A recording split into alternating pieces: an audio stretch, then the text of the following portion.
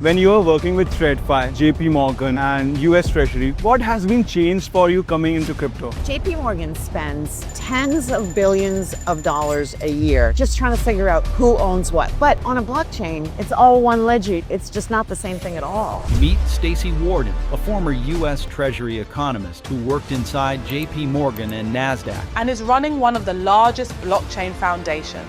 Algorand Foundation, a billion-dollar blockchain built for real-world finance. After working with 50-plus countries on financial innovation, today she is bridging the gap of TradFi to DeFi. We spoke about the quantum computing can blow up the cryptography into pieces. Big blockchains like Bitcoin, Ethereum, Solana. Algorand takes quantum security very seriously. You have recently run a program for 1,000 plus Indian developers. What's the main goal? Why you chose India, not other country? India is just growing like gangbusters, faster than the United States, China, Europe. Do you think so? Stablecoin can one day replace systems like UPI? He's trying to get me in trouble with the Indian regulators. Look at this. I'm trying to get alpha for you guys. Any 20-year-old watching this video, he's a developer, builder or entrepreneur who wants to work with Algorand, in which we provide funding, mentorship. The easiest way to get, you can go to website. How do you think Algorand will look like in 2030? The ecosystem will be bigger, the number of developers will be bigger, it will be more decentralized. What's the one uncomfortable truth about crypto? One thing you really can't say is I'm a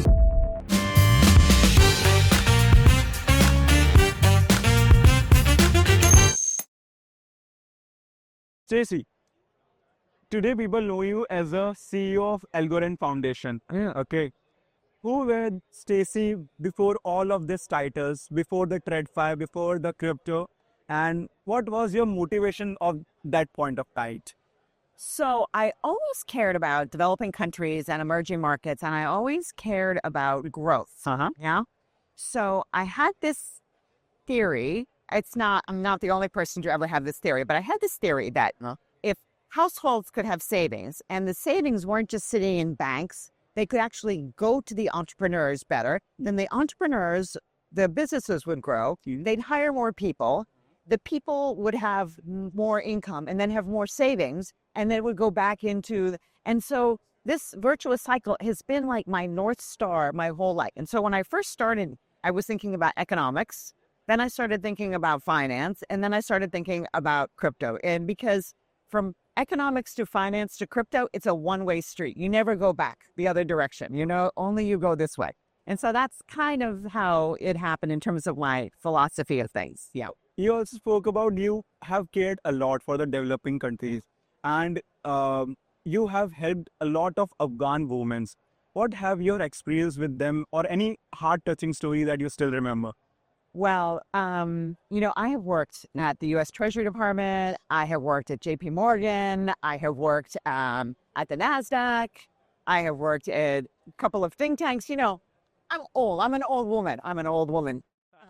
And so, for me, just the heartwarming stories are always about entrepreneurs with ideas, trying to convince the world that they have an idea and they should be supported, right? And when I think about India specifically, and I think about the things that we're doing with Algorand in India, there are a couple that I would love to mention if I can. So at some point in this, are you familiar with Mandeshi? You must be familiar with Mandeshi. So when Mandeshi gives microloans to women, they run, the successful ones kind of run out of room with Mandeshi. They have to then find better sources of financing that can finance them a bit more. But it's very hard to go from Mandeshi microloans to bank loans. It can take 2 or 3 months to even make sure that they have your information and your application and everything is okay. You have to sometimes go, I heard, with a Mandeshi representative.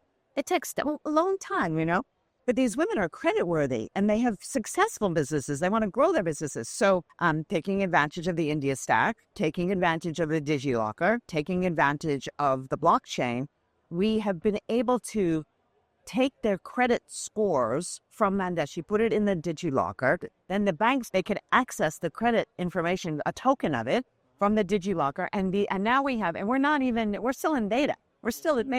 500 women have been able to apply for loans, with more than 50% of them getting loans in days and weeks, not in months, So doesn't a story like that make you want to cry a little bit? For me, it makes me want to cry a little. Are you an emotional person? I'm a little bit emotional. I'm emotional when I think about certain things. So, Like self-empowerment, like giving a chance to somebody who can create their own life, giving just somebody a chance. And I get emotional about my golden doodles, golden rules. my dogs. Yeah. Okay.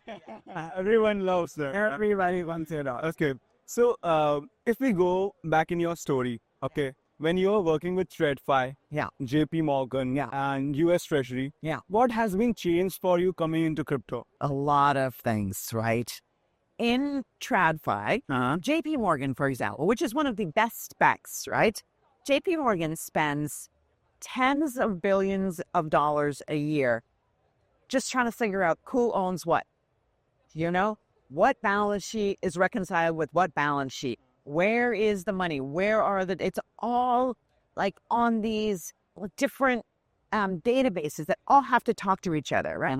And the history of financial innovation for the last decades has just been about like making that reconciliation better, right? But on a blockchain, that's not how it works, right? It's all one ledger. You write to one, it's like cash, but digital. And so that's why I got into this in the first place. When I understood that, like you could have cash, when I hold it, it's mine. When you hold it, it's yours. No banks, no batch files at the Fed, no correspondent banking, nobody's taking 15% off the top of remittances, none of that. I was like, oh yeah, this is really, really interesting. This is really interesting. Digital cash. And so that is so different from traditional finance. I mean, it's like you're in this world or you're in this world. It's just not the same thing at all. Even though it's money, it's not even the same kind of money, Have you used UPI? No. No? Have you heard about UPI? No, I have heard about different options Okay. in India, but not UPI. I have not used it. Yeah. So UPI is massive in India. 20 billion worth of transactions happen every day, 600 million plus transaction volumes. Yeah. Okay, so it's huge. Yeah. Do you think so? Stable coins can one day replace systems like UPIs? Well, if you look at UPI and you look at like Pix in Brazil, saying, right, or you look at Venmo in the United States, right, or PayPal in the United States, what they are doing is they are very much instant payments for sure, right? But it is a bit of a walled garden always. Like if you leave UPI, you can't pay to somebody outside of UPI, right? I mean, it's like a UPI world and you're good when you're in UPI world, right? Same thing in the United States. I mean, PayPal owns Venmo, but you can't go back and forth between PayPal and Venmo because they're like these walled gardens, right? But the blockchain is different than this, right? The blockchain is permissionless.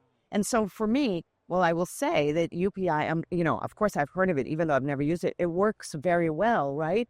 And people make instant payments and they don't, but it's only in the UPI world, where a blockchain, you don't have anybody telling you who you can send money back and forth to, But anyone can send money from like Nigeria to India with no restrictions, right? No restrictions, but right today, you can send money from Nigeria you can send a movie from Nigeria to India, no problem at all. A movie. Yeah. A movie, 2 hours worth of data. Yeah. But you can't send $10 from Nigeria to India without somebody taking off, bunch of money off the top, takes 10 days, you're not sure, maybe you'll get it, maybe you won't, now you could with a US dollar stablecoin, we could do it easily. Okay. So example, you have worked with like governments, right? And you also had some partnership with Indian governments. So any updates or announcements coming out there? Look, I, of course, do not know what the Indian government is planning. I will say, though, that if you look at the United States, you can see the difference that good regulation makes, right? You had in the Biden administration, very anti-crypto, very scared of crypto.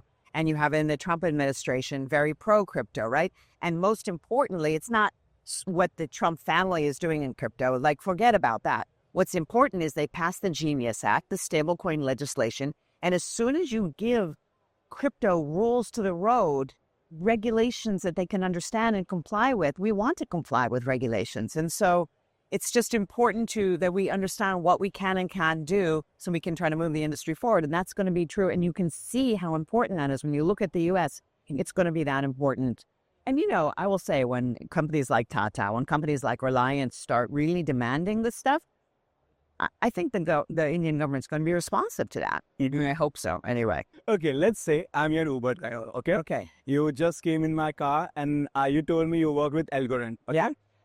How you will explain me Algorand in the most simplest way? Okay. So, all right. So how long is my journey? Your journey is like 30 seconds. 30 seconds. What is it? I could walk. I wouldn't have to take an Uber for 30 seconds. You think I'm lazy? I'm lazy. Okay. So Algorand is a next generation layer 1 blockchain. Okay. It is very fast. So you can do transactions instantly. Okay. As soon as you hit the return button on your computer, you're done. Yeah. It can do 10,000 transactions per second. So it has a lot of volume. It's got a very lightweight footprint. And so it's very technically superior to other blockchains. Yeah. And the kinds of things that Algorand is focused on are in financial empowerment. So we have a lot of companies building on Algorand that are very focused on financial empowerment. And the reason that we can do that is because we're so lightweight and permissionless and fast, right? And so the example that I use with Mandeshi, it's about financial empowerment. These are the kinds of things that companies that really need a high-performing blockchain, they tend to gravitate to Algorand for this, right? The other side of that, because there's always the companies that are building on Algorand, and then there's the developers that help those. There's the entrepreneurs and the developers.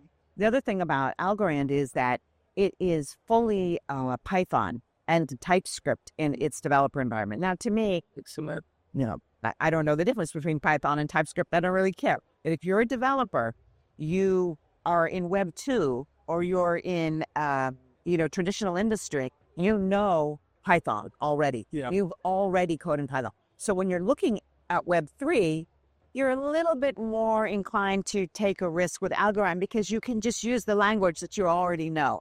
So why not build an Algorand? Because you're not sure exactly what this Web 3 is. You're not going to learn a whole new language like Solidity or something just to try something out. So we tend to get, and in India as well, we tend to get a lot of developers that are like, well, why not? I'll just give it a try because Easy. Yeah, it's easy for me. Yeah. So how do you think Algorand will look like in 20, 35 years from now? I think it'll just be bigger, right? The ecosystem will be bigger. The number of developers will be bigger. It will be more decentralized. Maybe the foundation won't be around then because it could be a completely open access, decentralized protocol, but it'll be bigger than it is today by 20 or 30 years. Yeah. Any numbers that you're targeting on or any specific niche? I think the numbers, I don't know, but the niche for sure is financial empowerment. Already this is big enough, right? We are not the blockchain of gaming, right? We are not the blockchain of meme coins. Now, you can build anything you want on Algorand, for sure. We are not the police. We don't tell you what to do. But when you are choosing Algorand, you will know that the foundation is very supportive of things around financial empowerment and empowerment of people to build their dreams, live their dreams. That's the kind of thing that I find people are quite committed to on Algorand. Also, you are focused on financial empowerment, right? So for that, you need great developers. And you have recently run a program for 1,000 plus Indian developers for 12 months. What's the main goal? Why you chose India, not other country? What's the main goal behind that? Well, India is the fastest growing advanced economy in the world. I mean, India, and it has been for the last several years, right? It's growing faster than the United States. It's growing faster than China. It's growing faster than Europe, right? So it's the powerhouse of global economic growth, right? So that's the number one thing. The number two thing is the demographics, right? People in India are young, right? Median age is young. And so the third piece, of course, is that it's a little bit of a reputation that you have for being very technical, technically interested, technically savvy. You have a lot of engineers coming out of India. You're not scared of computer science, right? And so when you put these things together at the macro level, of course, we think about targeting India. Now, the other thing that we have personally at Algorand is I knew when I started, I already knew the current head of our India operations. I knew him from graduate school. I knew when he worked in VC in India. I knew when he worked in the U.S. Treasury Department. He was in charge of U.S.-India relations for the U.S. Treasury Department. So he already had very good connections in India. He already understood how industry works in India from his VC days. So for me, it's also, as a CEO, very important to have the team that can execute on the vision, right? That can have the vision and that can also execute on it. And then his name is Anil Kakani. Then Anil knew his good technical person, a full professor, right, who's very focused on blockchain issues, and he knew how to get the team on the ground. So I can't say Malaysia is a very important country. I have to think very hard, how am I going to execute on a vision in Malaysia? Even if it's really, really important, I don't have all the pieces yet. So maybe I could do it, but it would be hard for me to put it together. But with India, we had the growth story, we had the demographics, and I also understood how to put the right team in place. Are you able to see the results? Oh yeah, totally. I mean, our stuff in India is just going like gangbusters.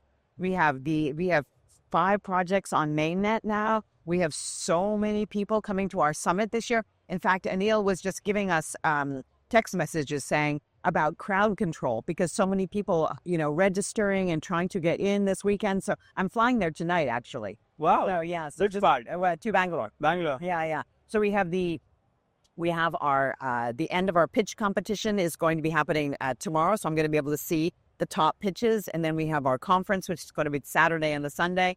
I'm going to speak at the conference on Saturday. So it's going to be. We have our startup challenges. So we have, you'll really see how much is happening. And it's happening, from the top down with the partnerships, and from the bottom up with the developers turning into entrepreneurs and turning into bigger companies, right?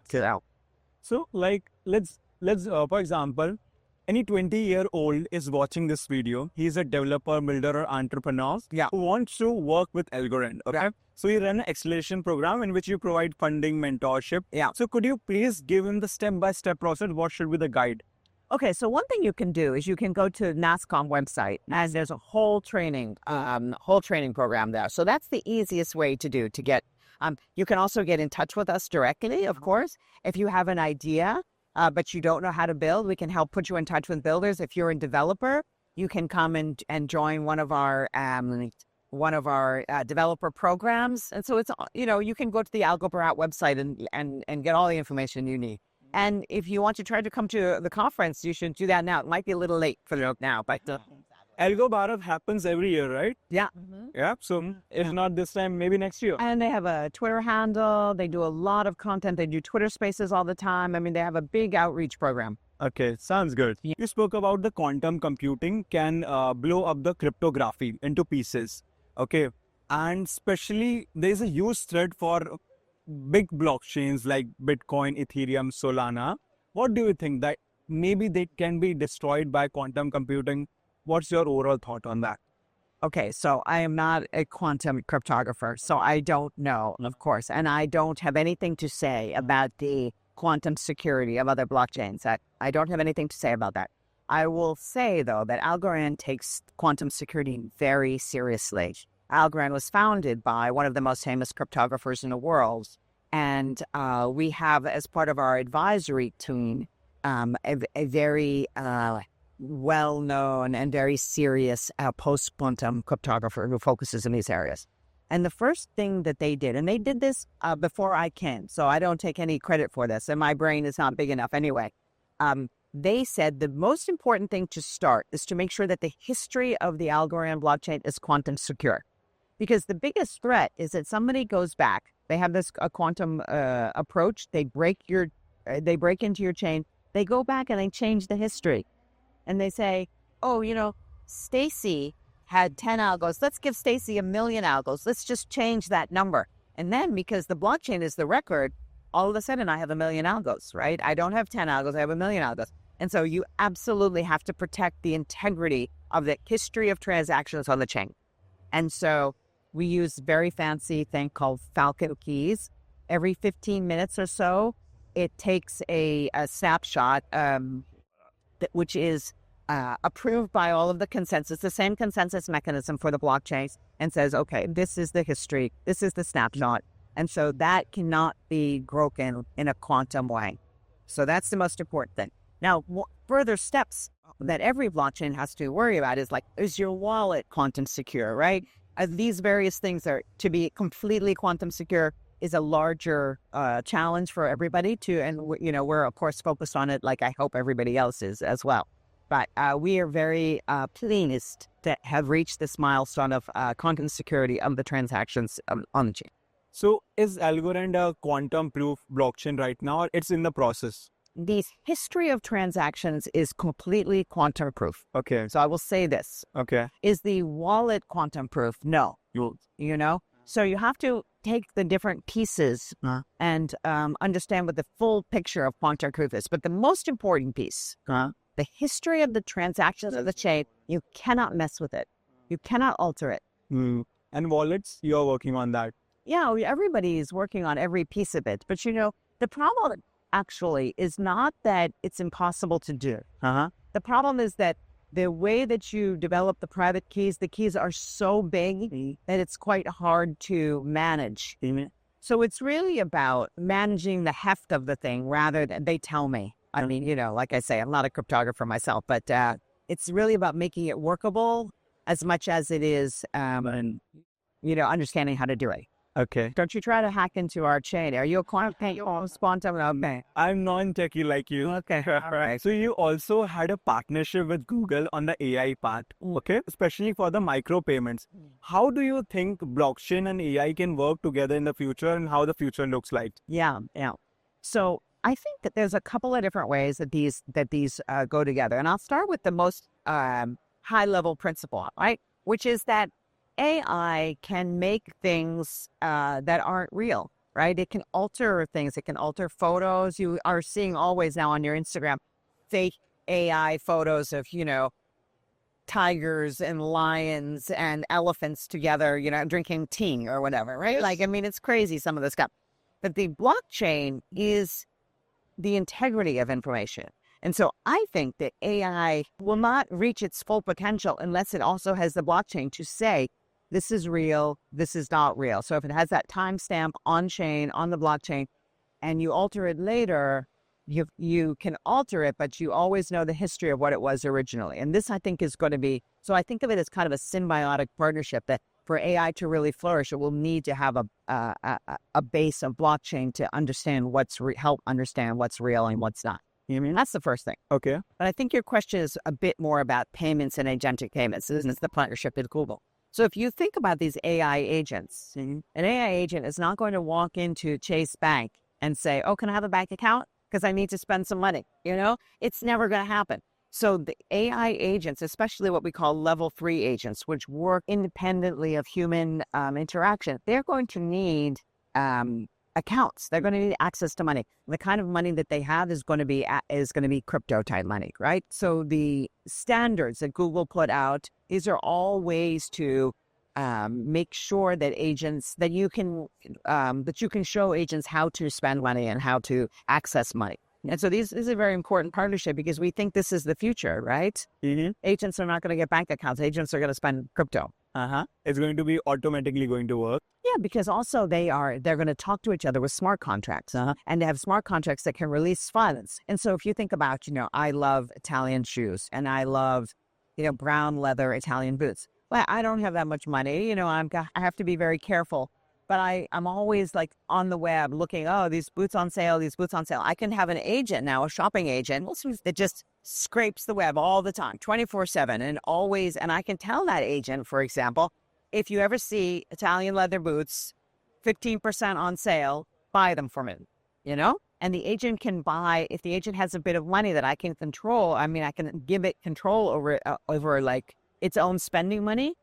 Then the agent can get those boots to me. While I'm asleep, say. That's very interesting. Is it getting done right now, or is it in the process? Yeah, I think there's good pilots around this, but it's, the thing is all of the different pieces, this is why Google putting the standards out is very important. All the different pieces have to talk to each other properly. So all the shoe stores, for example, have to enable this, right? And so it needs a little time, I think, for everybody to understand the potential and to try to get on board, right? Okay. So you have one of the most impressive CVs. You have worked with government, you have worked in TradFi, now you're working in crypto space. If someone want to have a career like you, what should be your biggest advice for them? Or roadmap or step-by-step process according to you? Well, I will say, I don't know if this is a step-by-step process so much, Okay. but I would just say, put your hand out, just volunteer for things. When I was a junior person, I was very curious about things. And I had this need to be in the room. I always wanted to be in the room. And I wanted to be in rooms that I didn't deserve to be in. So I would say things like, why don't I go along and I'll take notes, and then I'll take the notes and I'll type them up and I'll hand them out. And so somebody senior would be like, oh, that's a good idea, and sometimes I would sit there and I would not say a thing, of course. But I was always trying to, oh, we need somebody, let's think about it. I'm like, oh, I'll. And so if you just try to always do a really good job, of course, everybody knows that. You try to think how the other person's problems might be, and you always put your hands up to volunteer, good opportunities are going to come to you. I promise you, So if you allow me just one example, at JPMorgan, I would have this interview style question. Okay. And I would say to the person, here's a model. Can you please solve this model for me? I'm going to a meeting and I need to print it out and bring it to the meeting. So do this. The model is very easy to solve, though. The model is not actually interview questions. The model, though, in the Excel is not formatted to print. Okay. And so some candidates heard me say, I'm taking it to a meeting and I need to print it out. I need to hand it out. And so some candidates looked in Excel, where does the print range? Is it easy to print out? And if not, they made the print range pretty and they made it easy for me. And some candidates just solve the model. And what I'm looking for is somebody that listens and says, oh, guesses what this person might need and might need. So if you're always thinking about that, what is the consumer of the information? What is the customer thinking? You're always trying to not think about it from your point of view, but from the other person's point of view. And just like work, try to work hard and try to have good judgment, about things. Really? I don't know. It's not a roadmap, but it's important. What I can learn is take initiatives. Be there. Yeah. Don't worry about if you don't know how to do it exactly. Just try to volunteer, try to give more than you expect to receive, especially when you're young. Have a reputation for that person, to be that person that doesn't complain so much, always tries to be helpful, always does a little bit more and turns in good product. It looks like you have been hungry from your young age. That's the reason I want to learn this, I want to contribute there. I'm still young, So while you're looking, maybe I'll tell you about one other really great project that we're doing in India. It's called the SEWA. SEWA. Yeah, this is the Organization for Self-Employed Women, right? It's one of the biggest NGOs in the world, actually. And so it is, so all of these women that are self-employed, they come together in this kind of like trade organization called SEWA. They have built on Algorand a health passport that, again, is in partnership with DigiLocker, with the India Stack, to keep health records and other kinds of records that they want to be able to access whenever they want to, instead of having to carry around paper documents with each other, right? For how long you have been running this? For how long? They are, I think it's been live this year. It was live in the beginning of this year. So 5,000 wallets already. That's really good. Yeah, it's crazy. It's really good. And how's the response from overall people who are using it? It's life-changing. You're going to see some videos when you listen to the talks at our summit this weekend. All of this will be videos, and so you can see some of the stories, and we'll have some of the women live talking about how it's been a bit life-changing. So it's going to be cool. You like the ground impact. I do, yeah. I like the on-the-ground input, the real stuff. That's the reason you are more focused on the empowerment part. Yeah, the empowerment part. Right? How you can change the life of people. Yeah. But in general, you have worked with like 50 plus countries and you have worked with governments, policies. Any predictions for upcoming 3 years that how regulations you think can change and what the new policies we can expect? Yeah, I think that the technology around blockchain is so fundamental that there's just no stopping it, I think. And so governments are going to have to figure out those that are lagging behind. In a way, they're in a good position because they can look at other countries to see how they've done it. So they have a chance to like understand the best practices. And even the more laggard countries, I think, will move along into the new world, right? And I will say that once the United States is on board with something, then it's a little bit easier for other countries to follow too, and to take some of the best regulation and best practice. And the United States is typically quite, in these international forums of regulators, typically quite generous, I would say, in sharing information and best practices and that kind of thing. So I think we're going to see a real leveling up and stepping up of the regulatory environment so that blockchain type solutions can scale.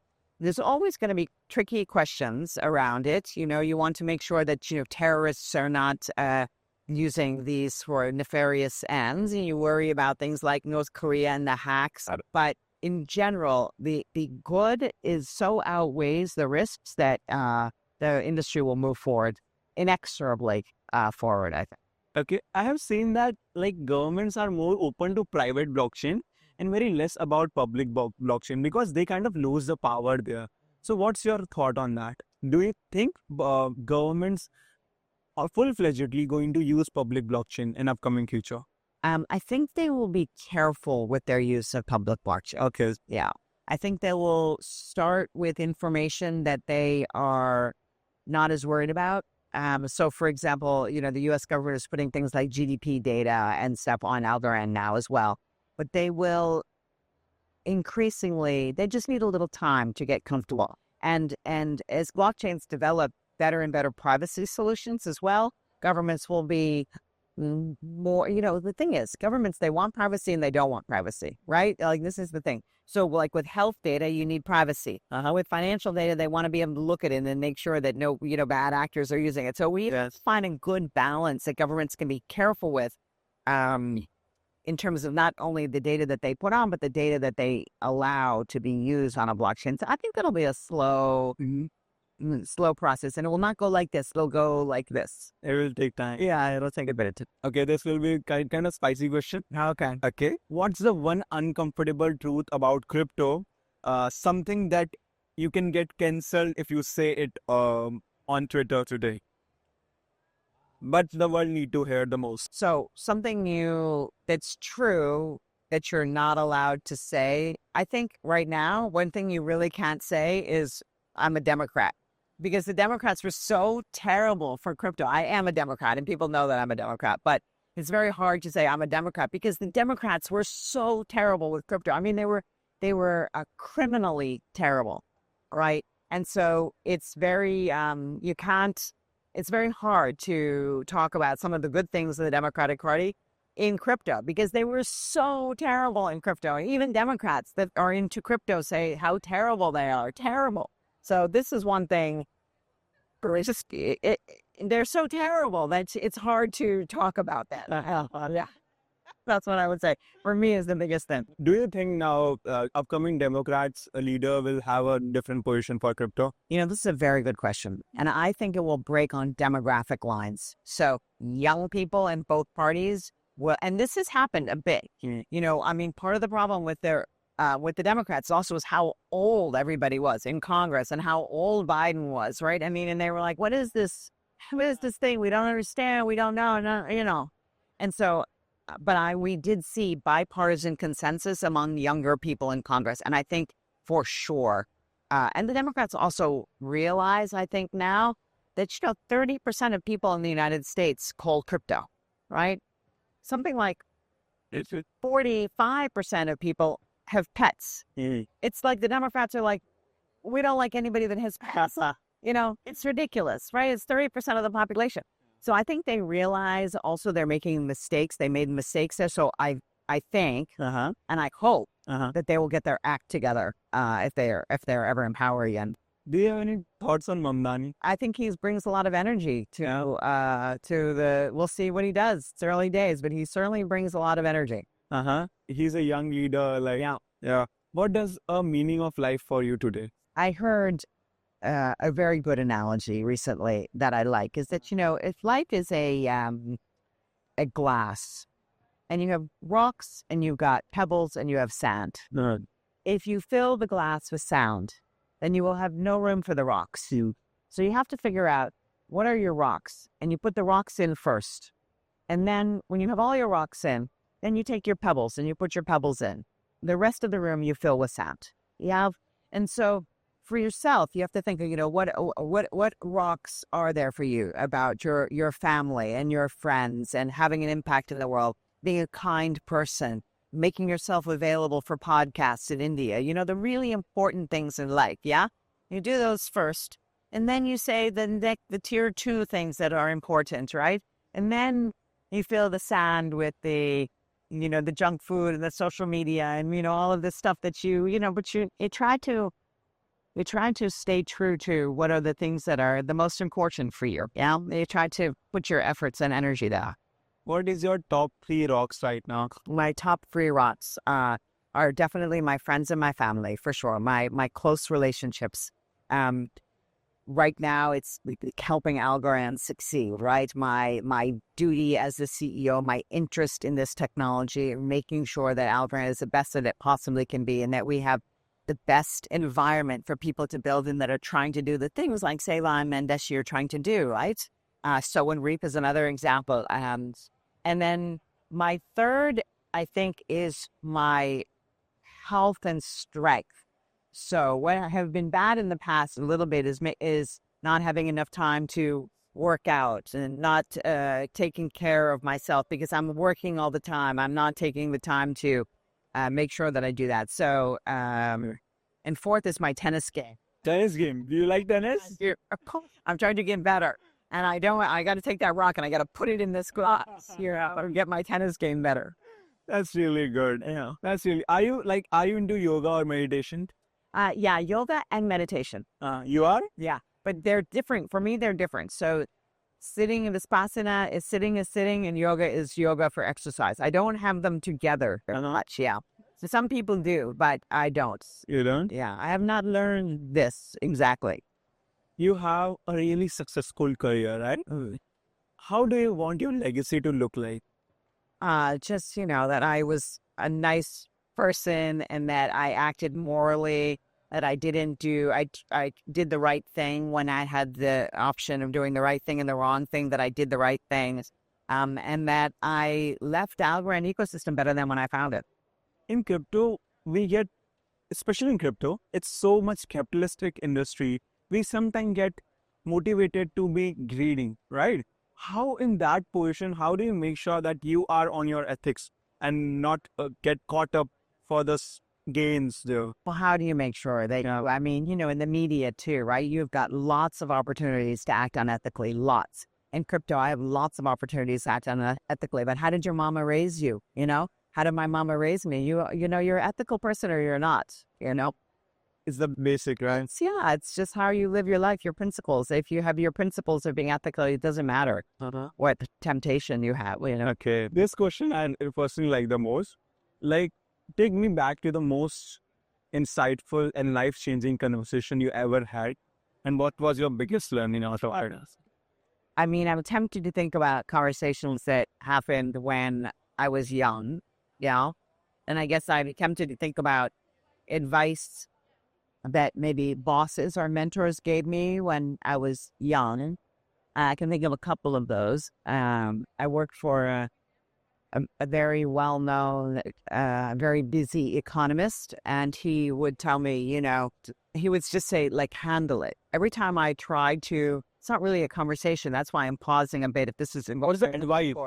Yeah, I would come and I would say, okay, so we have this, I was young, I was 20, 21 years old, and I would say, okay, so we have this issue, and, this funder won't give us the money unless they talk to you. They want to talk to you, and they don't want to talk to me, and he would say, handle it. Handle it. And that was always his response, handle it. And it's not really a conversation exactly, but I stopped going into his office with my problems because I knew I wasn't going to get any joy from him. I would just, so then I started learning, okay, well, how am I going to handle it on my own? And then I learned how to handle more and more things. And I think if I had, ironically, if I had a boss that was a bit more supportive, okay, let me da-da-da-da, then maybe I wouldn't have felt so empowered when I was young. But I learned very early in my professional career to like handle everything that I could on my own without asking for help, really. And I think that stood me in pretty good. That kind of created a leader inside you to handle it anyway. A little bit, yeah. Yeah. That's really cool. Yeah. Okay. Let's say this is the last recorded conversation we are having right now. Okay. What will be the message or advice you want to leave for the younger generation? Build on Algorand. Let's do it. Thank you so much. Thank you so much. Having- So much fun.